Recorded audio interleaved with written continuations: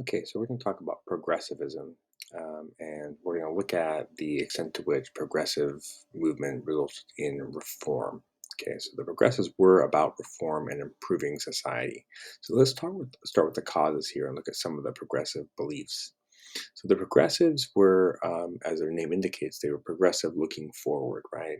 And they were emphasizing the idea of knowledge, expertise, data, training, those kind of objective measures, right? And so they were a lot of things they did use that kind of idea of expertise and data to justify their desire for improvement or justify their suggestions for improvement. They also oppose the kind of the concentration of wealth. It's this kind of almost an anti-elite idea that they didn't like the idea of wealth being concentrated in the hands of a few, which, as we know from the Gilded Age, was definitely a thing. So they were looking to this is going to result in regulation of business that we'll find out about later on. So this kind of anti-monopoly idea.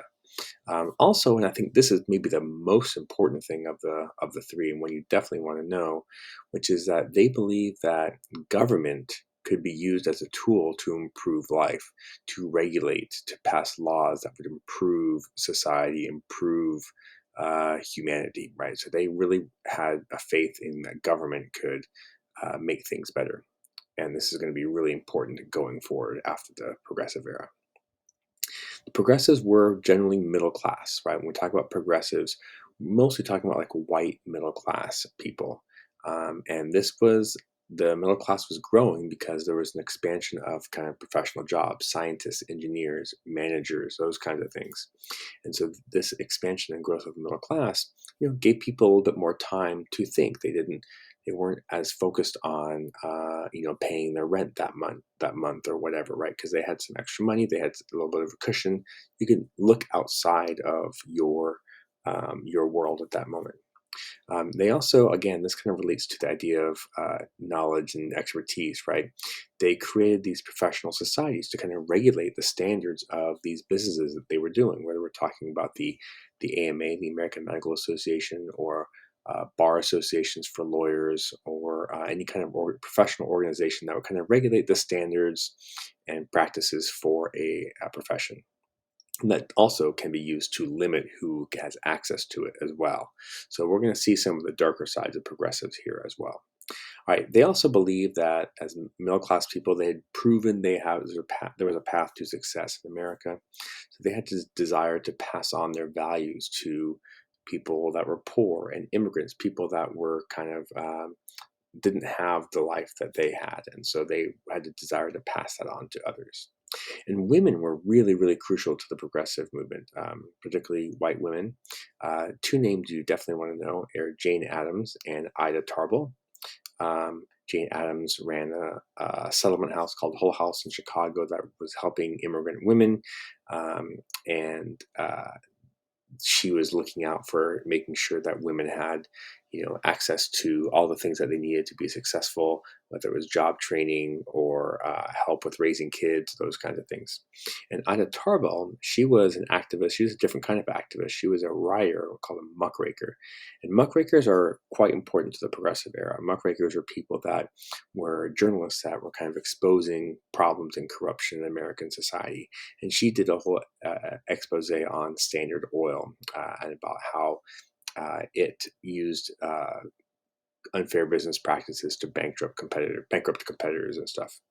And we see many women that were engaging in these kind of helping professions, being teachers or social workers. So women were quite important to the progressive era. Okay, let's take a look at the effects here. So uh, the degree to which the progressive movement was successful in reform, there's some mixed mixture of successes and not successes. So let's talk about advances for women here.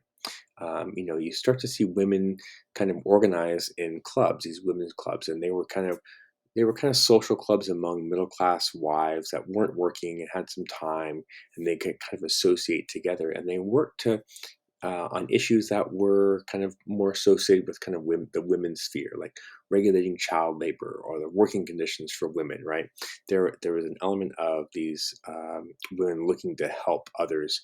Kind of goes back to this idea of passing on values to the poor and immigrants, right, to help their status in life. And these women's clubs, they sort of evolve, and we have this push for women's suffrage, right? The right of women to vote. And this was finally passed in 1920. And the argument that kind of actually pushed it over the edge, I think, was that there was a fear that if we gave women the right to vote among men, that it would devolve and it wouldn't be worth it, and women wouldn't use the vote well. But the argument that women made or started to make was that women had a special experience as wives, as mothers. They had a special eye for regulating child labor. They had the sympathy for those kids, and that they would have having a political role could provide a different perspective. And that kind of was a argument that resonated and really helped to pass the 19th Amendment. We also start to see kind of these what are called Boston marriages, right? And these are kind of like open relationships, oftentimes romantic, between women. So they're kind of early LGBT kind of, uh, relationships that they were not necessarily like widely done or widely accepted, but we start to see kind of the cracks a little bit in terms of LGBT people being able to kind of be a little bit more open, not completely, but among a certain set in cities and so forth. All right. We also see progressive progressivists progressivists attempting to reduce the influence of political machines, right? They saw the corruption in government and didn't like it. So they organized to create the secret ballot, which is what we have today. When you go to vote in a voting booth, nobody's there looking over your shoulder. You get to vote how you want. You can vote. You can split your ticket. You can vote for Democrats in some places, Republicans in others, neither one in other places. It's up to you. And so that reduces the influence of political machines because they would no longer like just give you the ballot and vote. So it's kind of led to some lower turnout. I mean, less people voted, but the idea was to reduce the influence of these political machines. You also have the creation of city managers. So these were kind of people that were experts on how city government should work. And so they were based on expertise, not on favors for people, like not what the political bosses were doing. We also have, this is at the state and local level, the initiative referendum. These were giving voters the power to propose laws directly and not rely just on the legislature. And we have progressive governors in New York, California, Wisconsin that kind of push these progressive measures. I think it's important to note that a lot of the influence of progressives was at the state and local level. It didn't really quite make it to the federal level until a bit later with a direct election of senators, but we see a lot of successes at the kind of state and local level because that's what they saw every day. That's what they were able to reform and look at this time. And then lastly, we have attempts to regulate society. This is kind of the sort of the darker side of progressivism. We see some of the foreigner, anti-immigrant stances, racist stances kind of come out here. The more judgy aspects of the progressive movement. So we have the 18th Amendment, which banned alcohol. This is the temperance movement. There was a feeling among religious fundamentalists that alcohol was immoral, and so banning it would lead to better people making better decisions and less crime, those kinds of things. This is ultimately going to fail, and we'll talk more about that later in the 1930s, but this is ultimately going to fail big time because most people kind of ignore this and don't like it. Progressives also started to get into something called eugenics, which is a pseudoscience. I mean, this is a fake science in which they kind of like, claim that negative characteristics could be inherited. Certain races were better than others, more suited to others, and by having immigration, you were kind of diluting the kind of whiteness of America and the purity of America. And you have instances where they would take like mentally disabled people and forced sterilization upon them, which means they wouldn't be able to have children, and so it's kind of like trying to breed out in some ways some of the negative qualities of humanity. So this is kind of the darker side of the progressive era, trying to use that expertise, knowledge, and science for kind of a dark purpose.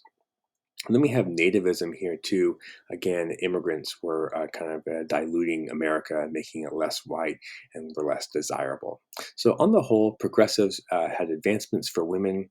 They reduced the impact of political machines, And they made some attempts to regulate society, mostly failures, but they were also kind of exhibited kind of the darker side of the idea and impulse to reform.